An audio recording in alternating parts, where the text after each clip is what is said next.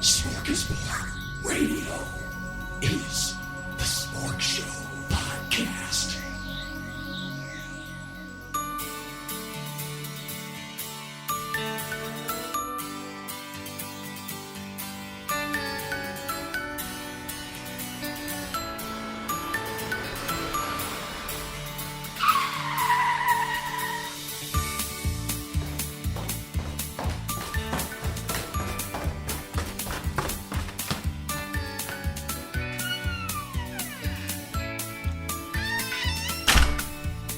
This is the radio show that you've all been waiting for. This is the Smorgasbord Radio Show. SmorgShow Podcast.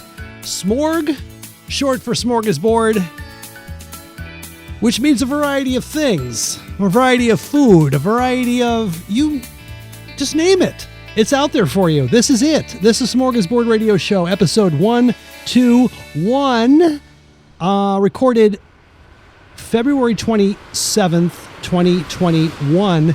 Waiting for the second mystery guest to arrive. I wonder who it is. Now, if you probably could just read the show notes that I wrote 2 days ago to find out who it is, but let's pretend we're surprised.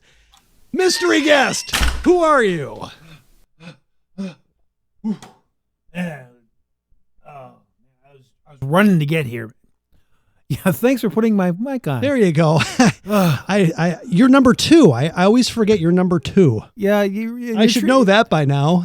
You're treating like number two. Hey, Jerry Malauskas. Yes, that's me. The chief conspiracy correspondent back in CCC. the saddle. CCC in the hizzy. Welcome back, Jerry.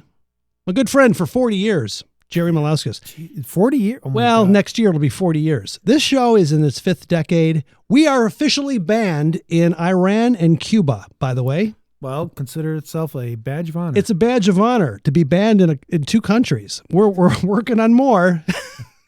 and I would imagine the United States might be is next. Yeah. Yeah. Hey, it's end of February. Are you exhausted from 2021 already?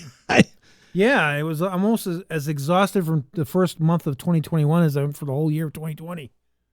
So, well, maybe that's an over-exaggeration, but yeah, it's... Do you remember our last show? We thought, we were so optimistic. Yeah, this is we're turning the page. We're in a new year. Not so much. I mean, I don't know if I ever was that optimistic. No, you're right. We weren't. Remember, I'm CCC. Yeah, you're right. We weren't optimistic, even on that show. But still, I had a sense that, okay, well, let's just brace ourselves for what's to come. Well, people, let's say that lived during the World War II had to wait 4 or 5 years before they could get a normal world again. And by then it was in smithereens, blown to smithereens. So, yeah, you have to kind of put these things in kind of perspective. Well, here we are. We didn't talk about this too much from the last episode, but 2021, Allie is going to be getting married this year, and I didn't really give an update on the wedding plans. By the way, you're invited, sir. Oh, thank you. Yeah. She's getting married September 5th, which will be Labor Day weekend. It'll be the Sunday of Labor Day weekend. So, anyway, you may want to put that on your calendar because I need you there. I'm going to need you more than I've needed another man in quite a while because it's going to be a difficult weekend for me, giving away my daughter. Oh, okay. But it's going to be a beautiful wedding. It's going to be out at a place not too far from here, about 5 miles down the road. It's going to be at a farmhouse. Okay. So we're going to be surrounded by cornfields. Mm-hmm. There'll be a fire pit there, Cool. a place for me to kind of escape in the cornfields. I can just kind of go off and nobody will even know I'm gone. Once I have done walking my daughter. You're going to go out there and have a nice cry. Yes. If you need to find me, I'll be in the cornfields Just with the mice and the snakes. That's right. Just huddle over. My daughter. No, it'll be perfectly fine, but I'm going to be working on my speech. I guess I've got to give one, don't I? Yeah, I think that the father of the bride needs to give a speech. I think that's a tradition, yeah. Yeah. So I need to start working on that. I've got about 6 months. So we'll see how that goes. You've got 6 months and a lot of peanut butter whiskey to help you with that. Yeah. I'm going to need a lot more of it afterwards. Yeah. But so you and Dave And I should probably give Pete a call, see what he's up to. Yeah, definitely. I would think you'd want to be out for your daughter's wedding. Yeah. I mean, you guys have been with me from very early on, so I would expect... from high school. Yeah. So, and I have to say that my closest friends are still the ones I met in high school. Yeah, I haven't had any new friends since then, which I don't know if that's a statement on me. Loser. It could be. No. It's tough to meet new friends. You start to get into, you've got a history with one another. Well, I think part of it too is that it's not easy to open up and just be yourself normally around other people. Just, you don't do that off the cuff. You don't do that just as, hey, this is me. How you doing? Whatever. No, you have to kind of go through these levels and really open up those levels of trust. So that's not going to happen too often, in my opinion. Yeah, that's very true. So, yeah, I guess we're going on about 40 years of friendship. Same with Dave. Pete's been over 40 years. But I'm maybe more closer to almost 50. Oh, my gosh. Really? I don't know. I was like 76, 77. All right, 45. Yeah. But Ish. I'd like to chalk that up to just being loyalty to each other. Well, I think loyalty to friends has been kind of one of my kind of things in life. Go back and forth. Your belief systems can change and whatever. But that's been one of my consistent beliefs that I've had probably since high school, or before even probably. Because if you just establish a friendship, your loyalty and your commitment to that friendship is, I think, probably the most paramount thing. Mm-hmm. Yeah. So. Yeah, sure. Hey, man, we're sounding too heavy, man. We got to lighten it up. So the last time we met was the 2nd of January was the last episode. And shortly thereafter, I think it was the day after, I got on the scale and I realized. And you found out you were disgustingly obese. What the hell happened to me? I mean, I understand I went through, the holidays, and that's always rough on people if they're going to overindulge. But man, this was like that plus, I don't know, 10%. I'm like, oh my gosh. So I decided to, and I had a physical coming up in about a month. Let's get physical. Yeah. And me, I like to cram for an exam. So, I like try to make up for all the lost time of like not studying for the whole semester. And then all of a sudden you try to catch up in the last weekend. That was what I did for my physical. So I went on a detox diet. Now I don't know if it's necessarily a detox diet. It was more of an elimination diet. So you were going to the bathroom a lot? Yeah, I was eliminating a lot. No, I got rid of, all the sugars, the wheats, alcohol, obviously, no dairy.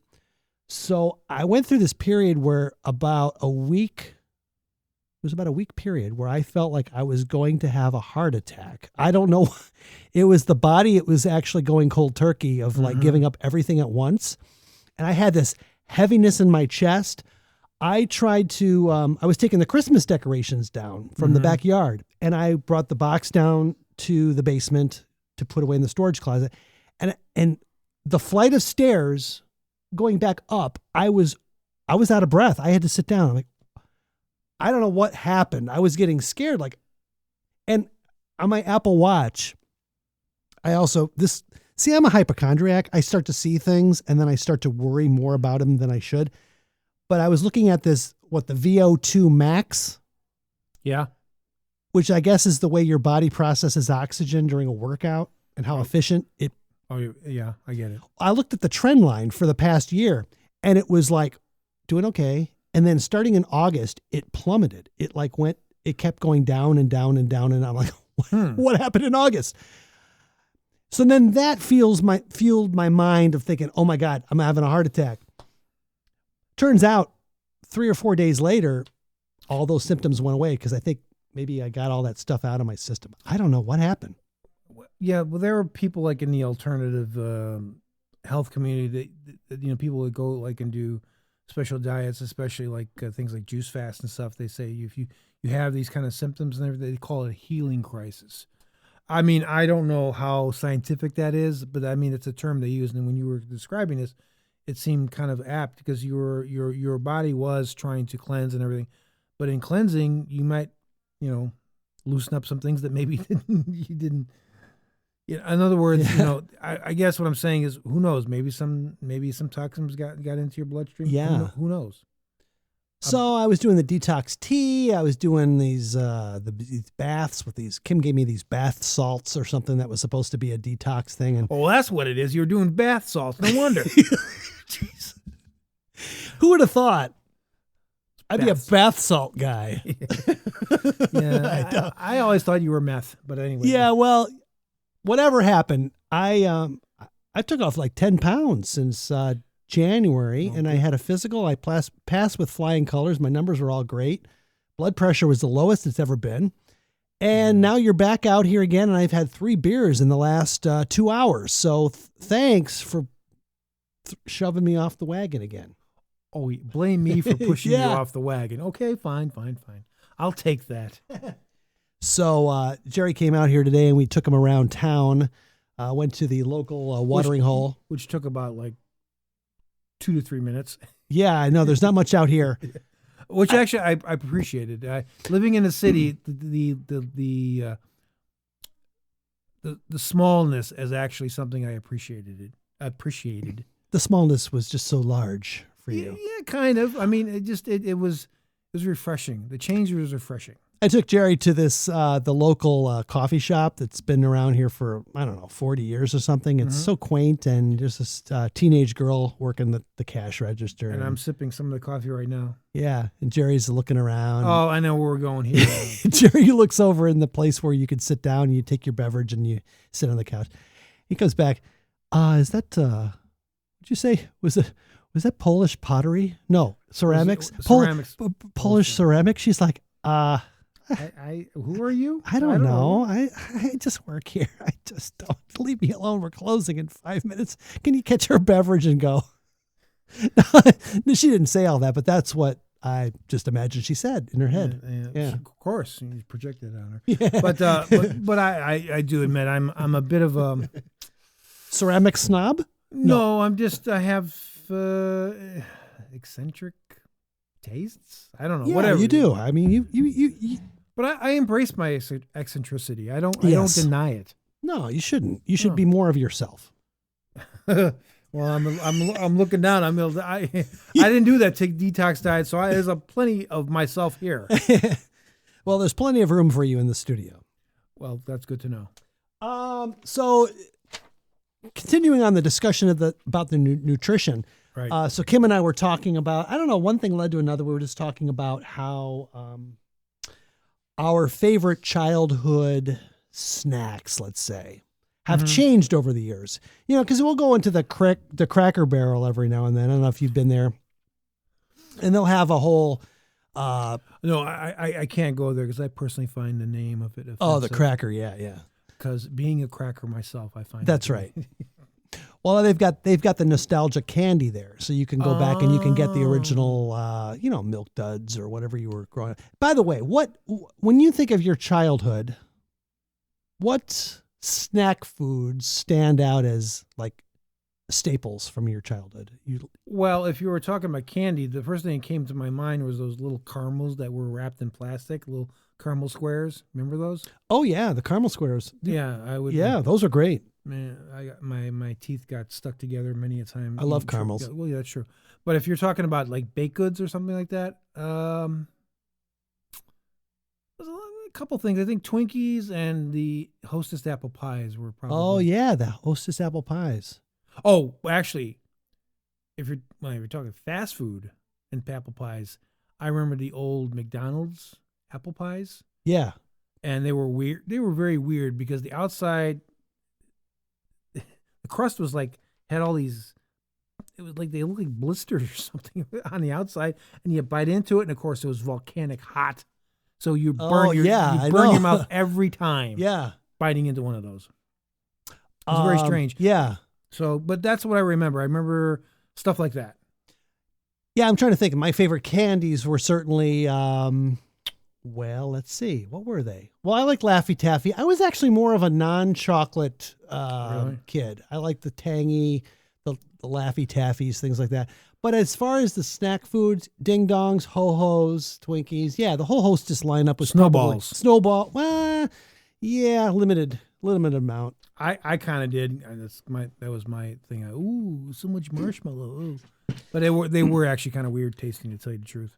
So the reason why I brought that up is that Kim and I were talking about how they've changed over the years, because you'll dip into them years later. And number one, they look smaller. I think they're smaller. I don't know if it's because I had kid hands. Maybe but no, I think they've actually gotten smaller.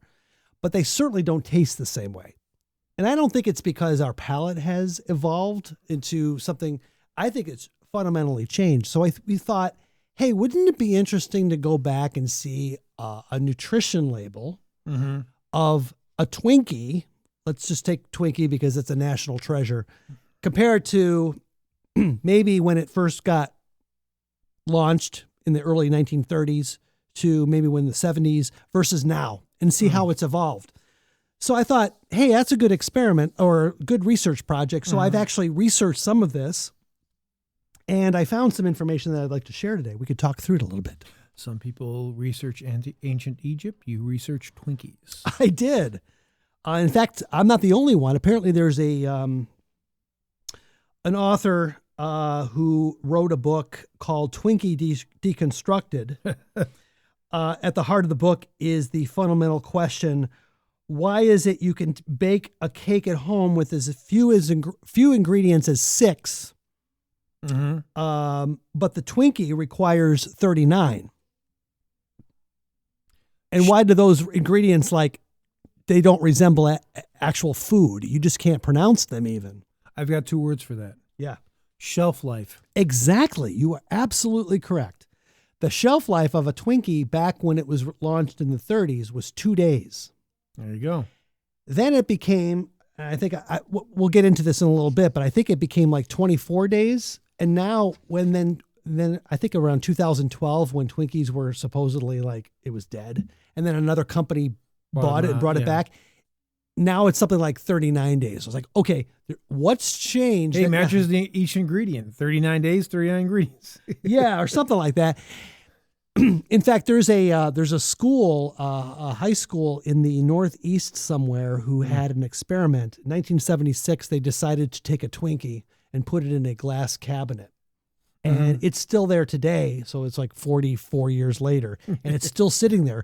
And they have a picture of this thing, and it's decayed.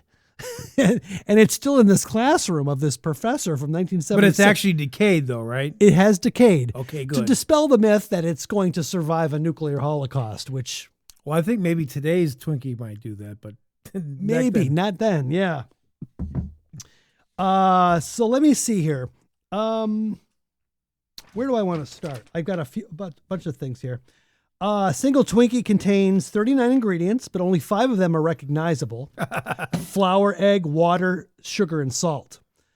Twinkies ingredients are manufactured with 14 of the top 20 chemicals made in the United States. So there's no milk in a Twinkie? I don't know. We're going to find out. Okay. It contains harmful ingredients that contribute significant risks to chronic disease, including high fructose corn syrup. Oh, yeah. There's diabetes for that one. Yeah. The unhealthiest kind of fats are lurking in there, hydrogenated vegetable fats. Right. Does it have any propylene glycol? I don't know. But it does contain a small amount of sodium stearate, one of the most common ingredients found in soap. Ugh. And so many of the ingredients come from China, where there are hardly any regulations placed on their use. You know what? I'm not surprised about that. I'm really not surprised about that. No, none of this is surprising, but we're going to talk about what the ingredients used to be and what they've been replaced with. Disappointing, not surprising. Yeah. Twinkies do have oh, by the way, I'm missing something here. 1 second. There we go. Is that your Twinkie music? It's my 50s instructional video music. Ding! I think this works. Right? Slide 1. I should have been playing this all along. Okay. Twinkies do, in fact, have a shelf life. Yes. Used to be 26 days.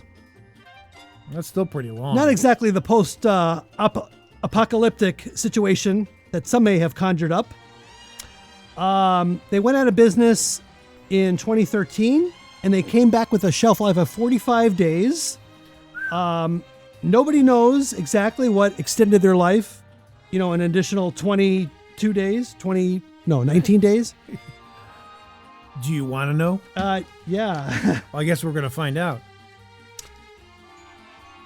And there have been many experiments made over the years with Twinkies, including the, the rapid oxidation test, where 2 researchers observed what happens when Twinkies in the experimental group is set on fire. After dousing the Twinkie with rubbing alcohol, apparently you can't just burn a Twinkie with a lighter. They took note of how it charred and oozed. Charred and oozed. But I guess it didn't go on fire. Well, I didn't think a baked good could necessarily burn like wood or something. It didn't seem like it'd have the ingredients to do that. Yeah, that's true. So some of this information, I guess I should cite the source, came from an article from Carla Alpert from wellhumans.com. I want to give proper credit here for the research that was done here because there's some pretty good research here. Okay, so the ingredients. They've changed over the last few decades. I think that goes without saying. Yeah. Let's look at a few of them. Water, flour, sugar, corn syrup, and high fructose corn syrup, shortening and eggs, and see what's changed since we were kids. So they have 2 types of corn syrup. They have regular corn syrup and the high fructose corn syrup? I guess so, yeah. As if one wasn't bad enough. I know. Okay. So let's start with flour. Well, that's going to be probably pretty good. Flour has always varied between different companies, but the difference in the white stuff has been substantial changes both in the wheat base and the milling process used to grind it down into the final product. Today's Twinkies are enriched bleached white flour, which has roots in the corporate agriculture machine that developed in the 1960s and 1970s. William Davis, author of Wheat Belly, credits the introduction of a protein called gliadin to the problems caused by wheat products that are so prevalent today. In addition to other enrichments, scientists say that 21st century wheat contains 40 times as much gluten as the grain that we consumed as kids, and we're eating 25% more wheat products today. That's bad for the belly, the brain, and the rest of the body. For those with gluten sensitivities or celiac disease, any amount of gluten can cause symptoms ranging from stomach aches and bloating of rashes to eczema, migraines, and joint inflammation. You mean bloating and rashes, right? Yes. Oh, well, obviously that's the thing. Everything. That's why the gluten-free market is so big now. Yeah. Let's take a look at milk and butter. The first Twinkies that hit the shelf in 1930 were loaded with these natural mainstays you would find in home-baked goods. And like the goodies that come out of your oven, they had a shelf life of just a few days. As you can imagine, that's not great for a growing business. So the company that became Hostess started making changes to nix the ingredients that cause such speedy spoilage. One of them, milk, was replaced by chemicals like monoglycerides, diglycerides, emulsifiers, and sodium sterol,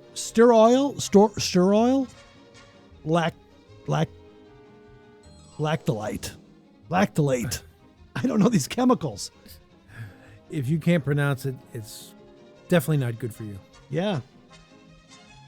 The butter flavor also has been replaced by whatever this chemical is, diacetyl. It's a chemical. Sugar. Processed food recipes have always changed depending on the availability and price of ingredients. In fact, the original Twinkies of 1930s were filled with banana cream. The modern vanilla was substituted in thanks to World War II, food rationing, and since then, Twinkie bakers haven't stopped tinkering. Enter high fructose corn syrup, which was invented in 1957. I didn't think it went back that far. It wasn't a big player in the processed food industry until the 1980s. For 20 years, it went unchallenged until researchers found that the syrup causes obesity. Well, I was going to say high fructose corn syrup, or as otherwise known as Satan's favorite sweetener. Yeah, it's in everything. That's the oil. It's ridiculous. Well, the other thing that's in everything is soy lecithin. If you look on the labels for, you'll see soy lecithin.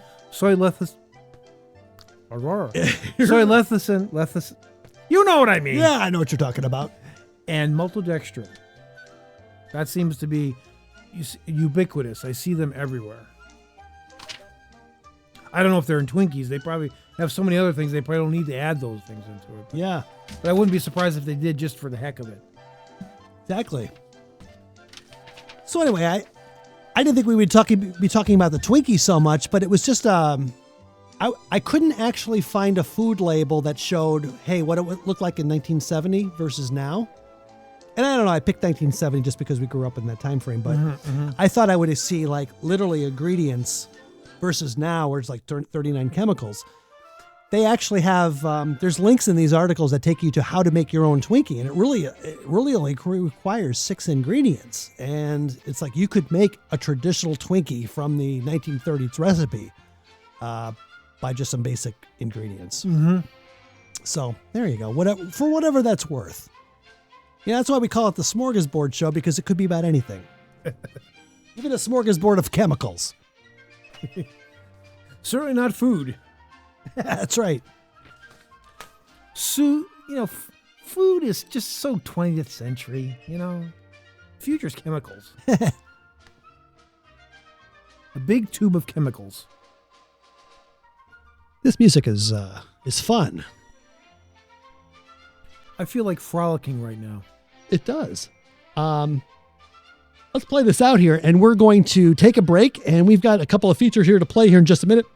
We'll come back for the second half of the show, and we will bring in the chief conspiracy correspondent, Jerry Malauskas, who we haven't seen in a couple of months. He'll be here. I got plenty to say. Oh, and this is Captain Kangaroo music. Oh. All right. Where's Mr. Green Jeans? All right, we'll be back here in just a few minutes. Take care.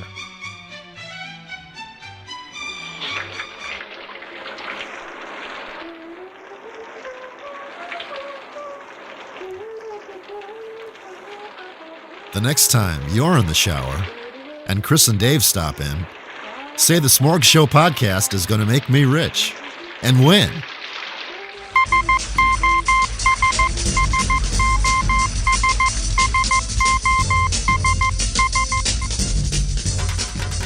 This is Breaking Baba News, live from Punjab. This week, the Indian military has announced its decision to use the world's hottest chili pepper, the Bhut Jolokia, or ghost chili, to fight terrorism within India's borders. In an act of pure ingenuity, defense scientists will replace the explosives normally found in small hand grenades with chili powder to immobilize without killing. The pepper apparently generates enough heat to startle a person while we assume troops swoop in. Just how hot is the pepper? It is reported to have a score of more than 1 million Scoville units, which measure the amount of chemoreceptor stimulators in any given chili pepper. For comparison, the average pimento pepper ranges from 100 to 500, and jalapenos from 2,500 to 8,000. For your calculations, that's about 2,000 times hotter than chili peppers of jalapeno kind. To get a better illustration of how bad these peppers are when consumed by the human being, I have taken to the streets of Punjab and I found Manmeet Kumar, and he has sampled the Bhut Jolokia. Here is his reaction.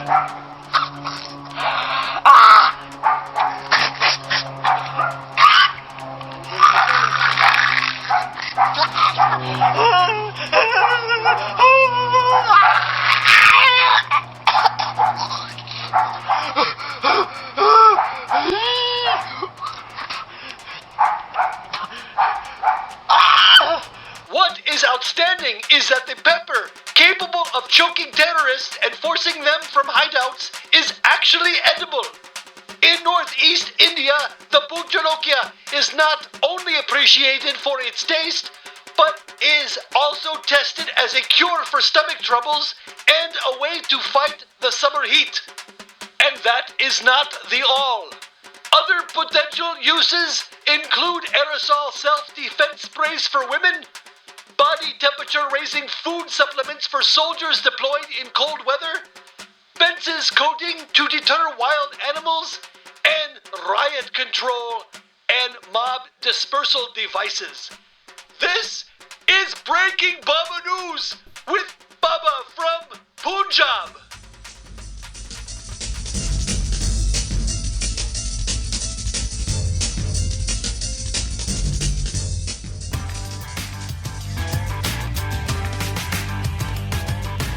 You're listening to the SmorgShow Podcast. All right, we're back.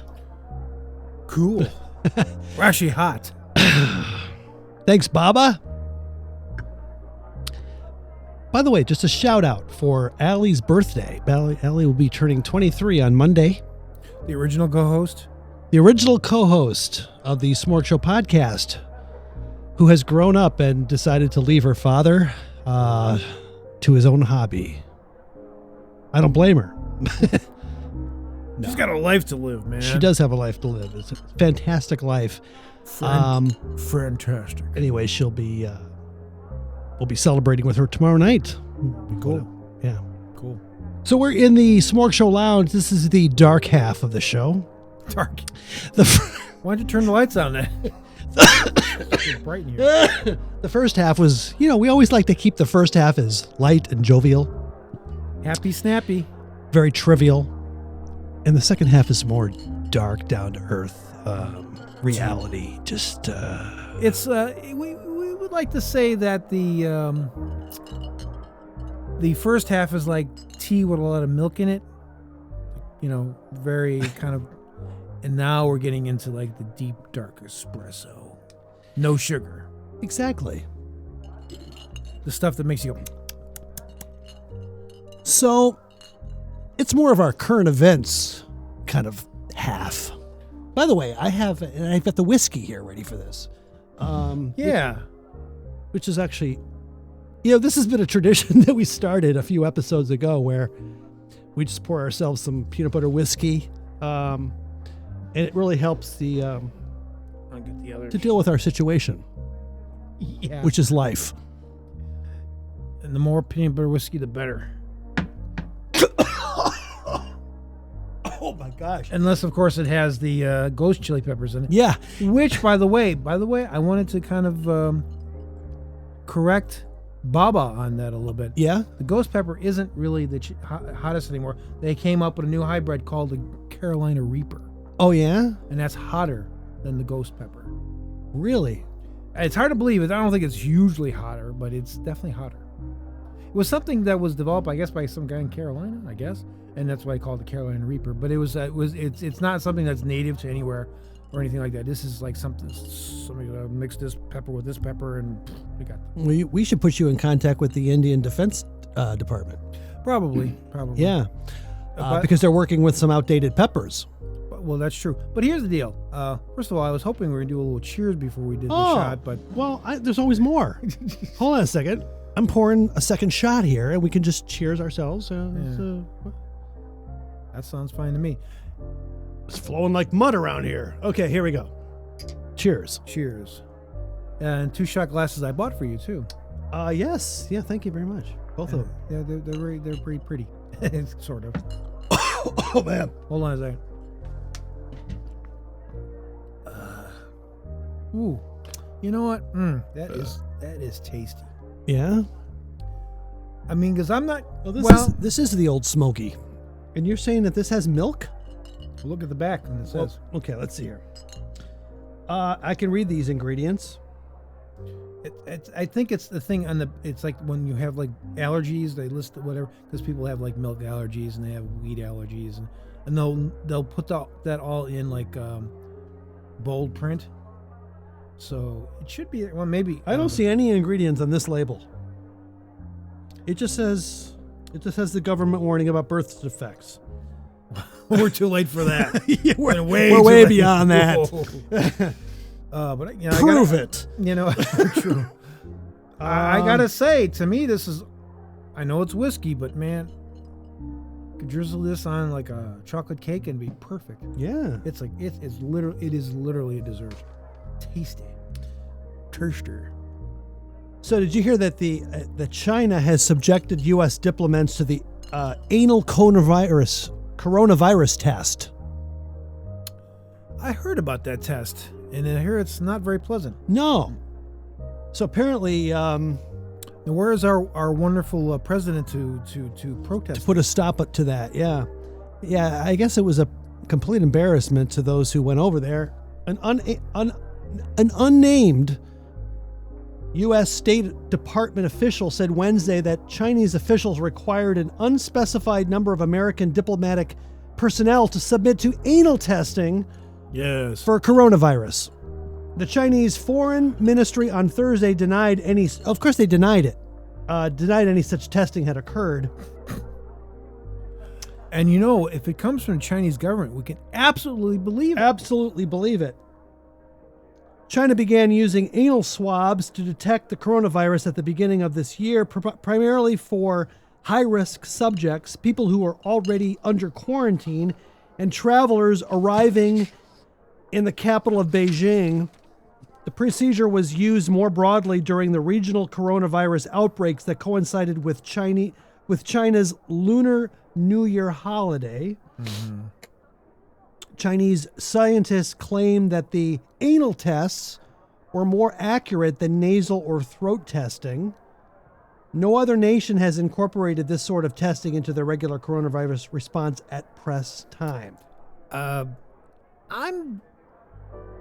have a question. Yes. Why would the coronavirus be more prevalent in your anal tract than in your... It's a respiratory disease. We don't breathe out of our butts. Why would you need to test that area? I mean, the nose, the throat, that makes sense. That's why is it more accurate down there? Yeah. I'm just wondering what their what their rationale is for that, because to me it makes no sense. And if they are collecting some sort of data from us, what data would that be? What additional data would they get from an anal test? Well, there's a lot of jokes I could make here, but I'll just leave it alone. Yeah. But anyway, I don't honestly, if you ask me, it has nothing to do with anything clinical. I think they just wanted to demean and belittle our I think so. The use of anal swabs is limited because it's invasive and inconvenient. You think? If a stool sample cannot be obtained, a saline-soaked cotton swab about 1 to 2 inches long is inserted into the anus, with the sample tested for active traces of the virus, WebMD noted in January, highlighting the significant downside of the procedure. Vice News recalled that an Australian traveler who was subjected to the anal test said it felt like having diarrhea. Well, that sounds pleasant. The Washington Post noted that even the Chinese Communist Party, one of the same, subjects thought the anal test was a step too far in government intrusions after a year and counting of dignity eroding pandemic. A dignity eroding. Eroding pandemic. Well, yeah, that's well, I was going to say as it pertains to China, but then again, I think given their history and how they've treated their people certainly since 1950, when the communists took over, I think dignity has been eroded to such a level that I don't even know if that even applies anymore. Yeah. I mean, what dignity's left? I don't know. No, for for Western diplomats, that dignity is definitely being violated. But I to tell you the truth, with what's been happening with this pandemic, especially as it relates to human rights and individual rights specifically, that's the dignity has been pushed aside for a while. I don't even know if it really. I think this is the precursor for the rest of America, which is going to end up taking it up the backside from China. I mean, well, the irony is not lost, and the symbolism isn't lost either. Yeah. So, that sounds great. So I don't know why. Yeah. Well, I think there's anything more to say about that, but yeah, well,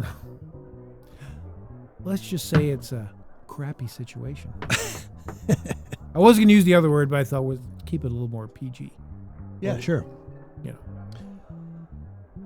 Not was it RPG and G, not G rated. Yeah. Is G like the general audience? Yeah, general audience. Yeah. A little more parental guidance, but not totally R. This show has gone way beyond rated G for a while. Oh yeah. Ever since Allie left home. Well, yeah. But we like to hang near the gutter. We don't want to be in the gutter. We're never in the gutter on this show. No, never in the gutter. It's part of the brand. I don't want to taint the brand into something that it's never been. No, I think you're right. I got to protect the brand of 40 years, Right, exactly. We're in our 5th decade, by the way. It's the kind of show you want your church pastor can listen to. That's right. By golly. So, what else has happened since January? Oh, Coca-Cola. Or should I say Woka-Cola? Woke is it? Coca-Cola anti-racism and training, as I like to call it, anti-racism. Racism. Tells its workers try to be less white. So did they have to go like to tanning salon or something? I've been trying to keep the news off, but every now and then, like I told you before, it's like watching a train wreck or a car crash where you just don't want to look, but every now and then you have to check in to see what's going on. And this just came out last week. The accent analogy is really great because you look at it, it's like, I know I shouldn't be looking at it, but I can't take my eyes away. Because you just can't believe what you're seeing. Yeah. So Coca-Cola apparently this past week found itself mirrored in controversy after posting, after a post allegedly revealed an anti-racism training that was going on to instruct employees to be less white. And that went viral. Right. Psychologist Carolyn Borisenko, an activist who is trying to combat critical race theory. Yeah, I'm familiar. I've actually seen her YouTube channel. She's got some interesting stuff to say. She said she obtained the images of the online training from an internal whistleblower at the company. The course was entitled Confronting Racism. It came from a LinkedIn learning video from leftist activist Robin DiAngelo. Robin, yeah, you know her? Yeah. She wrote the book White Fragility. Yeah, exactly. Well, you're at a library, so you know all the big. I got to say that our library is getting more SJW by the day. Yeah, you send me video or shots of pictures books and pictures. Yeah, we had like in our youth department because I work at a library. I don't work I work in the area that keeps the building going. I don't work as a librarian or as an assistant to librarians, so I'm kind of removed from that. But as I walk around, I see all these interesting new books, and one of the ones I saw in the youth department was a couple of them actually. Is Anti-Racist Baby I didn't even know babies even thought about racism, but I'm glad they don't know anything. They're like blank slates, and they're only trained by the people who bring them up. Exactly. And then the other one I saw was a book for 10-year-olds that talks about drag queens and their dresses going swish swish swish. Yeah. And it's basically based on that kind of that car song, stuff you sing when you're on a car trip. The wheels on the bus go round. Yeah, it's basically it's based on that song. Uh-huh. And there's there's so many other books that, because the especially the head of the youth department, youth books, they put out youth books, is very much really much embraces the kind of woke ideology. Loves it. Uh-huh. So there's a lot. So she'd probably be very much actually to give this a little bit of personal perspective. We've had some training. We had training on implicit bias. And we also had the implicit we talked about it on a prior episode. And cultural competency. And actually, there's another one coming up. It was called EID or something like that. Inclusion, diversity, and I don't know what the E stood for. So, and the same person is presenting that one that presented the implicit bias one. So, to me, when I see those, and like this Robin DiAngelo, what I basically see is sort of a pushing of a Marxist ideology under the guise of, like, we're concerned about being against racism, stuff like that. But it's basically a very divisive and actually it doesn't actually do the things it says it does. It actually makes people more divided, more anxious, more angry. So I really don't know what they're trying to get with this, but it's going in the opposite direction of what they claim that they're trying to do. Mm-hmm. If you get my drift. I do. And I'm going to have another shot of whiskey. Thank you. Yeah, have another shot. So this DiAngelo says that research shows that by the age of 3 to 4, children understand that it is better to be white. The funny thing, when I was 3 or 4, I had no concept of that whatsoever. So I don't know where she's getting her idea from. Yeah, I don't know. So one slide of the presentation that Coke was giving to its employees said that there are several things that employees can do to be less white. Let's go through these. First, be less oppressive. Be less arrogant. Well, I'll say I can be arrogant sometimes. But why is arrogant a white thing? Yeah, I gotta say that I've had some bosses, and they were not white, and they were pretty arrogant. Yeah. Don't know where they got theirs from. I guess they must have tapped into some white part of themselves. Be less certain. Yeah, because you don't want to ever be confident about anything. We just always want to be like, should I do that? Should I not? Be less defensive. I guess we're being defensive right now by talking about this in any sort of critical way. Be more humble. I am so humble. Humble. Listen. Believe. What does that mean? Believe. Is that a corollary to that thing that was out about a year or two ago talked about believe all women? Yeah. No matter what? Yeah, maybe. Because women never lie? Right. Only men lie, I guess? Break with apathy. Break with white solidarity. And then finally, try to be less white. White solidarity. I'm always kind of wondering about that because, growing up, I never really thought about specifically the white thing so much. I mean, sometimes in regards to other races, you kind of are aware of your whiteness. But if you're around other white people, a lot of white people kind of identify themselves on their ethnicity. So it's like, I'm Italian American, I'm Polish American, I'm Lithuanian American.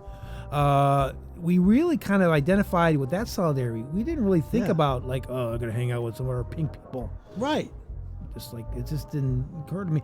Personally, I like situations, and I almost kind of sought out situations where there were like a very mix of people. I feel comfortable when there's Hispanic and Asian and black and white, and they're all hanging out, because to me that points to the fact that not only are we like hanging out together, but we're getting past these kind of divides that have been kind of put in the past by, let's say, our less enlightened ancestors. Mm-hmm. Okay. Yeah. And we're doing that, and it feels great, and we're getting along, and it's good.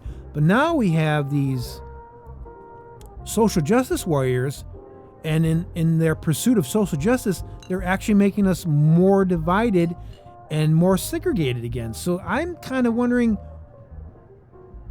what's the end game on this? What are they trying to do?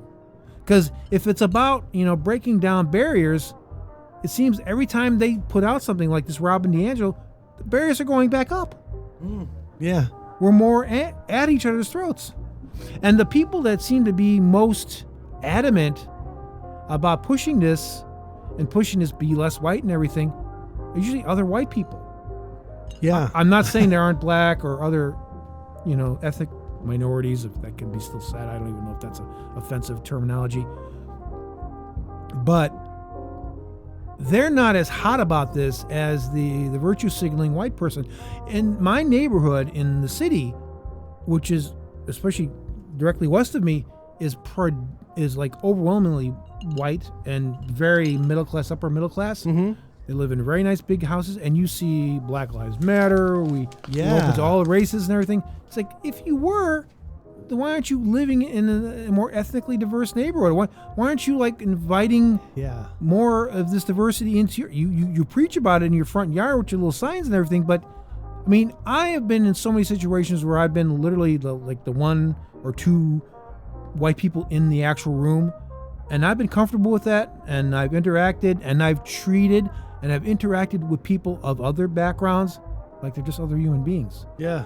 I thought that was what we were going for. Right. When I grew up, that was kind of the thing. It's like, hey, we're all equal. We all should just kind of, tear these barriers down and be comfortable with each other. And now it's like, no. You've got to see race. You've got to see this. The people, especially it seems more on the left, are so. I think they're more obsessed about race than the freaking KKK was. Yeah. I mean, really, honestly. I agree. Race and gender. It seems like your skin color or what your genitalia is absolutely like the thing they focus on. It's paramount to everything else. It's like that's how they draw their ideology. Yeah. Because I won't call it philosophy, because philosophy is the pursuit and love of knowledge. There's nothing knowledgeable about what they're promoting. It's divisive, and I personally think it's wrong, and it's going to be disastrous if we keep going down. I mean, really, socially disastrous. We're going to might literally end up in smoking ruins if we keep going down this path. I mean, a physical thing where we're going to have like riots and other because we saw over the summer of 2020 how bad it got. Yeah. And this could easily get stoked up again. Sure. I mean, my 2-bit opinion is just your average white guy, so I know. I'm talking from my seat of privilege. Your seat of privilege. Yeah. I mean, no, I get it. Well, I think we're all getting it now, because we're whether we wanted it, because you were talking about like getting into the news cycle and that sort of thing. It's like you can't even avoid now. It's like you can't. I mean, you can't avoid politics now. You and I growing up, we could go long stretches. We never even thought about politics. No. Talked about politics. Didn't think anything about this sort of stuff. And now it's like people are living and breathing politics 24/7. I know. Ideology and politics. We were just talking about this. We were taking a walk earlier by the river. Down by the river. A couple of guys walking along the river. Nothing wrong with that, actually. And we stopped by my van because I live by the river. Yeah. And van. We were talking about that. It's like there was a time where we could just live our lives, and politics was not part of it. We only kind of worried about every 2 to 4 years. We were voting for president. Yeah, We're then voting then you for. tuned into it. But now it's like 24/7. It's like constantly at your face. It's like enough already. My gosh, there isn't a topic that you can talk about. It isn't getting politicized. It's politicized, right? It doesn't matter if it's a religion. It doesn't matter if it's social interaction. It doesn't matter if it's kind of the interplay between the different genders. Well, now it's like, how many genders are we up to now? 1,035? Yeah. I don't even really know. So, and it's all political agenda. And I really kind of, even though I think they're kind of buying into it a bit, I still feel sorry for the kind of the Zoomers and the later millennials, because they... Zoomers? What did you say? The Zoomers, like Generation Z. Gen Z. Okay, Gen Z. gotcha. Gen Yeah. Z. Uh-huh. We're Gen X. Gen X. Um, well, We are. we're Gen X. Yeah, we're Gen X. I'm saying. Yeah. They're Gen Z. We're Gen Z. X. Got yeah. And in between is the millennials. And I think you have the older Yeah. millennials, which probably are more in our mindset. Though I would say there's probably a fair amount of Gen X people that are kind of pushing this nonsense too, especially if you're talking about the college professors. But I think, I hate to say this, and maybe I'm wrong, and you know, people can send emails to Chris about this, but I'm thinking there are a lot of... No, please don't. Or, that's right, probably. Send them... Feedback at SmorgShowPodcast.com. Our editors will review it. Yeah, exactly. But I'm just saying that there just seems that the heavy leftism that exists in the college campus situation, especially in regards to the professors, it's off the charts. I mean, really, the people now are just like, that are teaching our kids. And it's not only in the colleges, it's going into the high schools. I mean, you already talked about your experience, the experience that your daughter had when she was going to North Central College. Yeah, North Central College. Yeah. You know, going to college, and how, like, one of her professors was, like, editorializing about, you know, the outcome of the election and stuff like that. And it's like, this is a place of learning. It's not a place of propaganda. It wasn't even isolated to the one. It was a majority of her professors.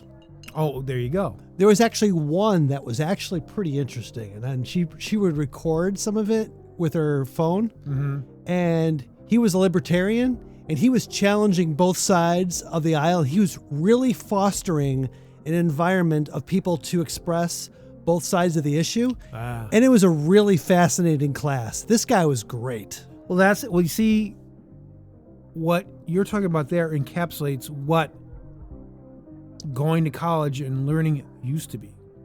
Right. It was the exchange and the challenging of ideas. Right. That doesn't happen anymore. Now you have propagandizing. Yeah. You basically have the vast majority of the college, and even to some extent the high school teachers, pushing a very leftist agenda, at least either moderate to hard leftist agenda. Mm-hmm. And they don't even countenance the idea of, like, centrist or right-wing point of views, conservative point of views. They just think that there's Nazis. They're just Nazis. Yeah. Well, you know, if everything's just Nazi, then you've pretty much killed the argument, because there's no exchange. You've delegitimized and taken away the humanity of the other side and their opinions. You basically said that they're like these subhuman people whose ideas and opinions don't matter. Yeah. And I find that disgusting. Well, Yeah. you said we're going to the dark side. I go deep. I get it. I go deep dark espresso here, baby. Bitter. Deep dark espresso. Sounds like one of your old girlfriends. Well, yeah. So that goes to show you, people, I'm not that much of a racist as you think I am. So just closing out the topic, I have Oh, that is good. Bobby Brown. You turned me on to this guy. The singer? Yeah. Bobby. My prerogative. Well, Bobby Brown, he's got the truck sessions on YouTube. Oh, no. Buddy Brown. Oh, did I say Bobby Brown? Sorry, I didn't mean that. No. That's with Whitney Houston, right? Yeah. The R&B singer, Whitney Houston's. No, I'm talking about Buddy Brown. Buddy Brown. Real talk, real country music. Woo-wee. He actually came out with a song called We Gotta Be Less White in response to the Woka-Cola. And if you don't mind, I'd like to play it a little bit. I think he'd be okay with this, right? I think he'd be okay. I certainly am okay with it. All right, let me play this and we'll come back. It's only like 2 minutes. So, not even that much of a country fan, but I like him. Have you heard this? Of course. Oh, okay. Yeah. I've followed this guy on YouTube. He's pretty entertaining. Well, yeah, because I made you aware of him. That's why. Yeah. Well, thank you. Well, here you go. We'll be back here in just a minute. SmorgShow Podcast. Cool.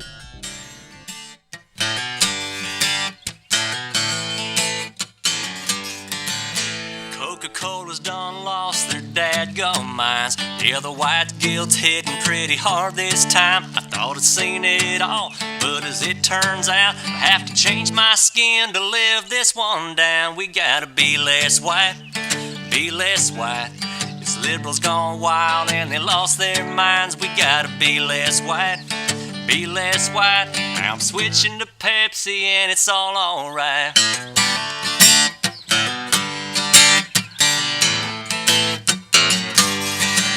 Said to be less white is to be less oppressive, be less certain and less defensive, be less arrogant, try to actually listen. Well, Coke ain't getting served in my kitchen. Be less white, hell, be less white. It's liberals gone wild and they lost their minds. We gotta be less white, be less white. Now I'm switching to Pepsi and it's all alright. I got something for your little online training class. Take your little pamphlet and stick it right back up your ass. While I try to be less white, be less white. It's liberals gone wild and they lost their minds. We gotta be less white, be less white. Now I'm switching to Pepsi and it's all alright.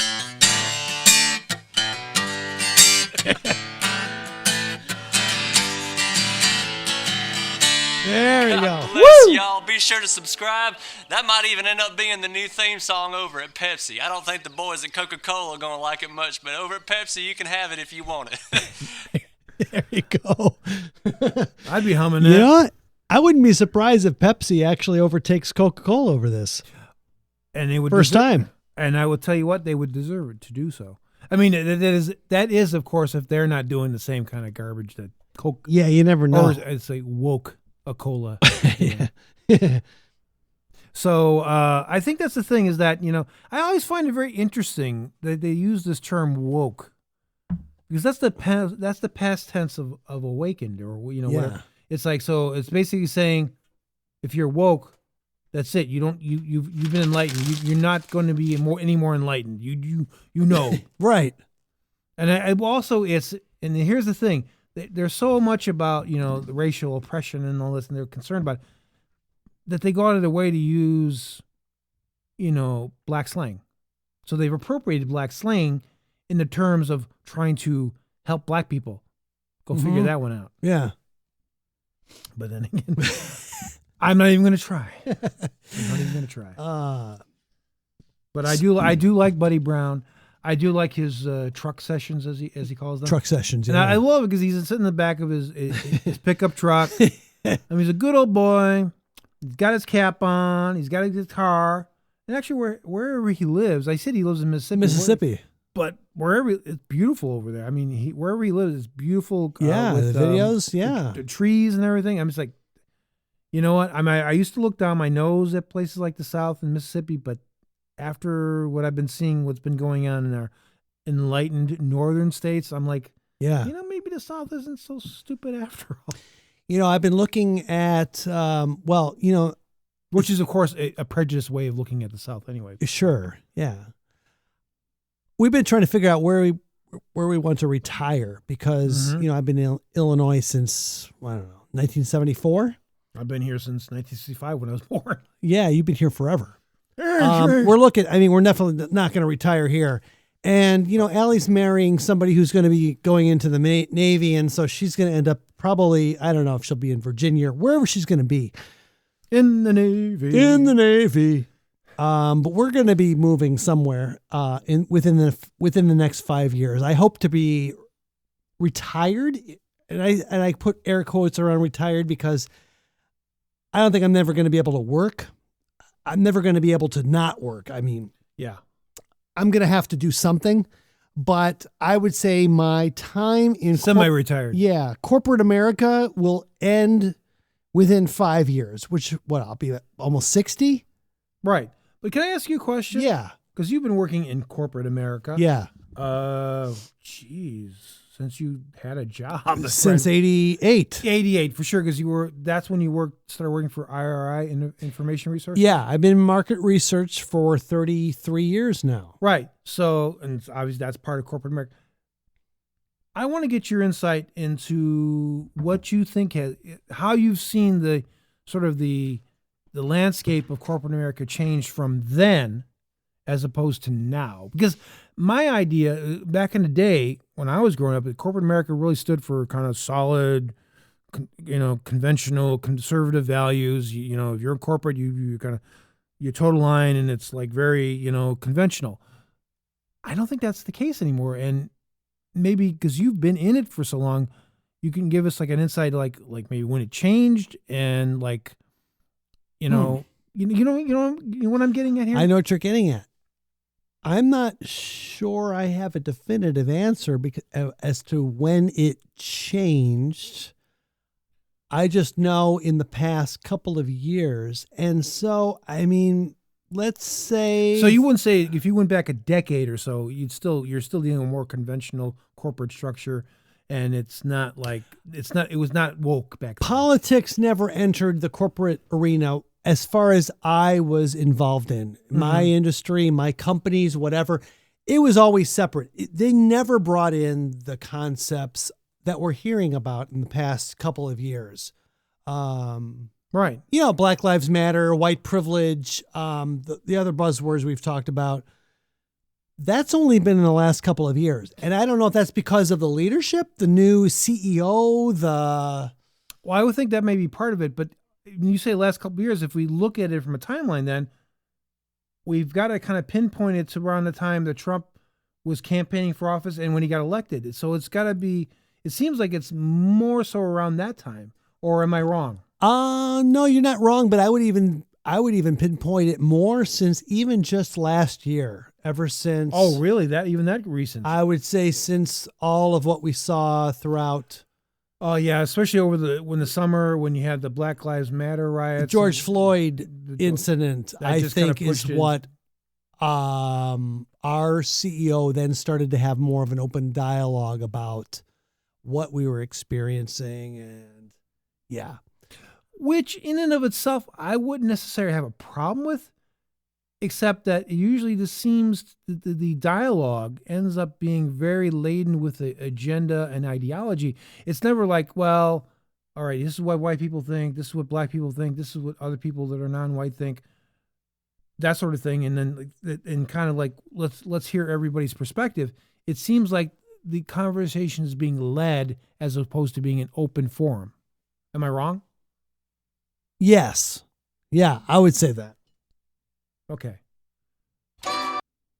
Oh, are we going back to our lounge music? I meant to go back into the bar. Hey, you should have been in the bar this whole time. Oh, that's true. Well, we were in the bathroom. Now we're in the bar.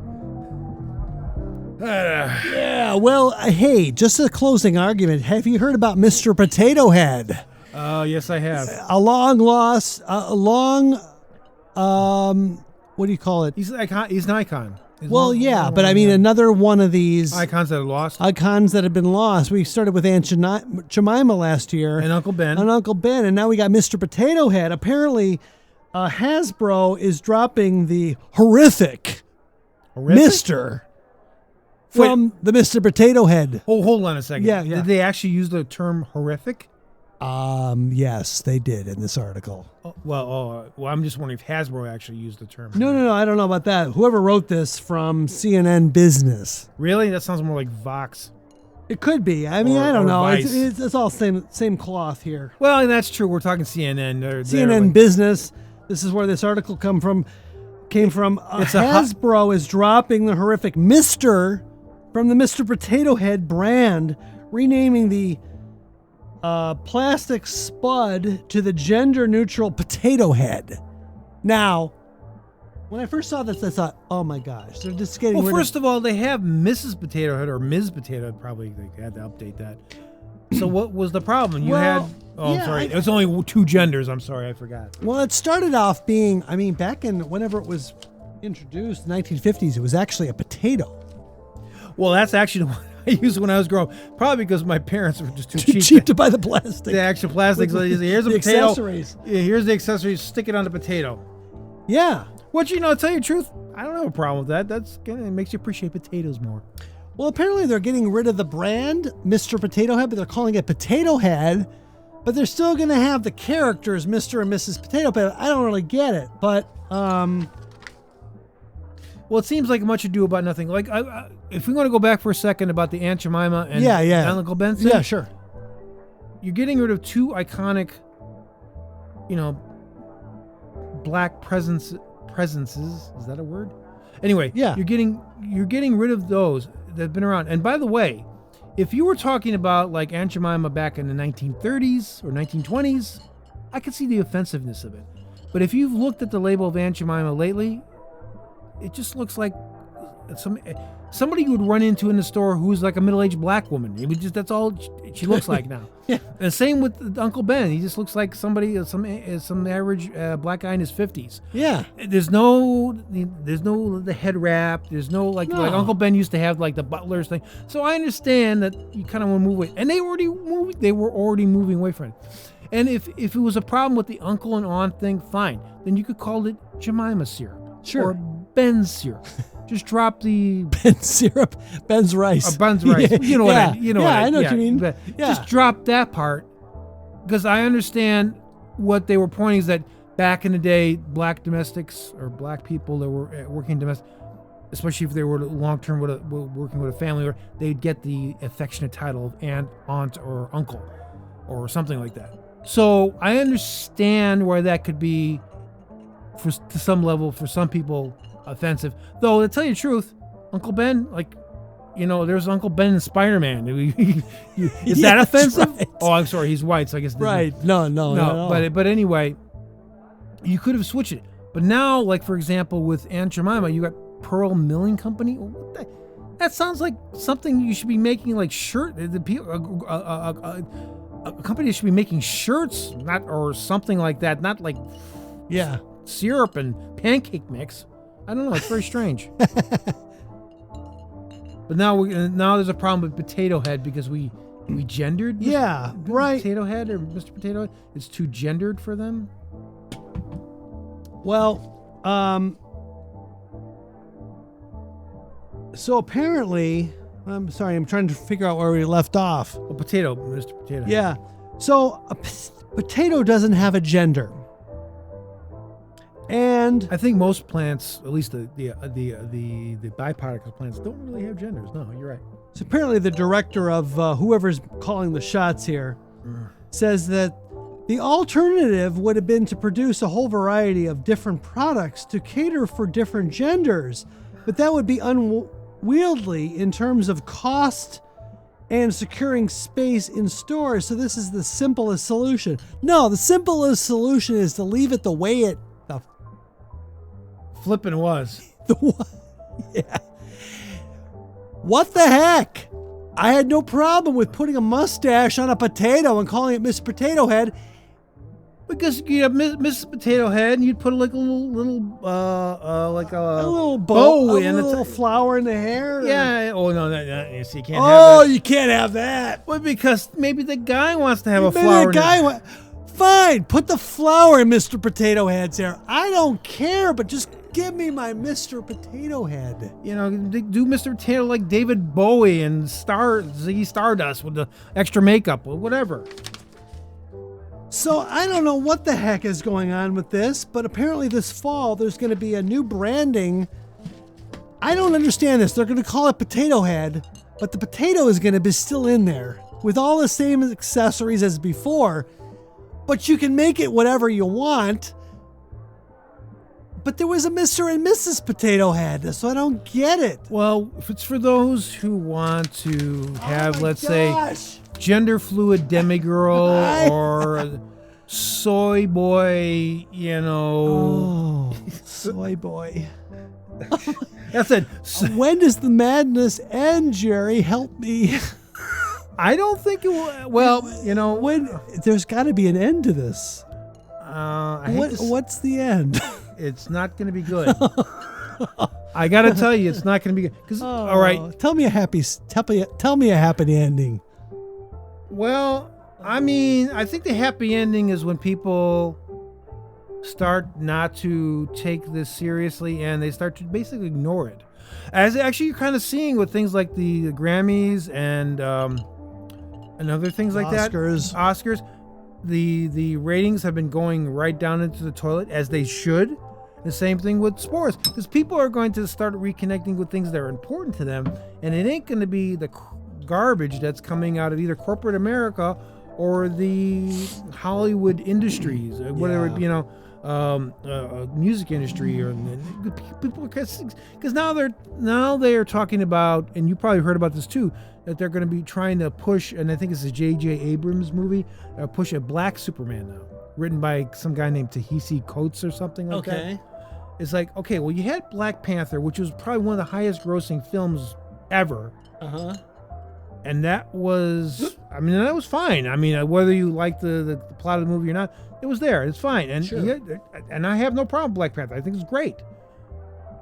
But why do you need to tokenize, and that is a word I think that's important, is actually not in poor taste, but it's actually true, tokenize all of these different superheroes.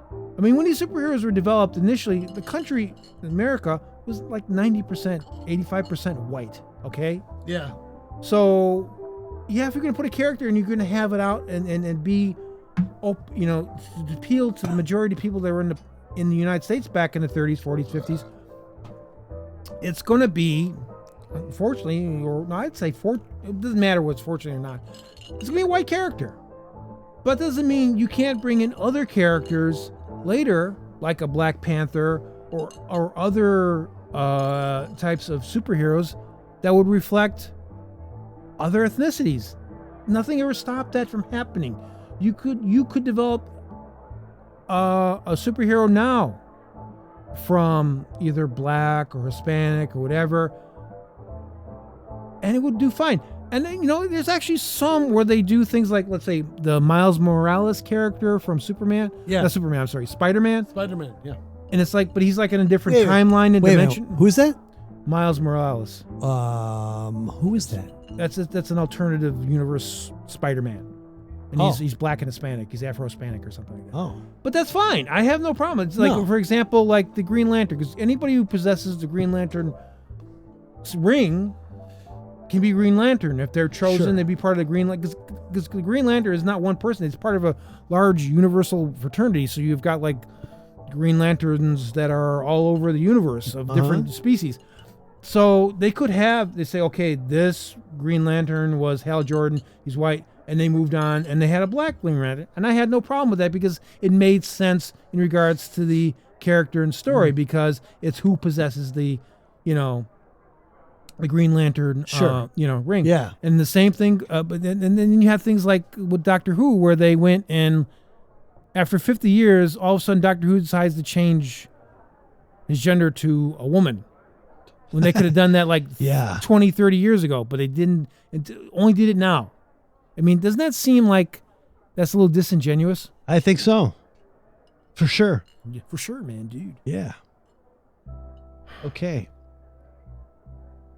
Well, this is last call for the SmorgShow Podcast.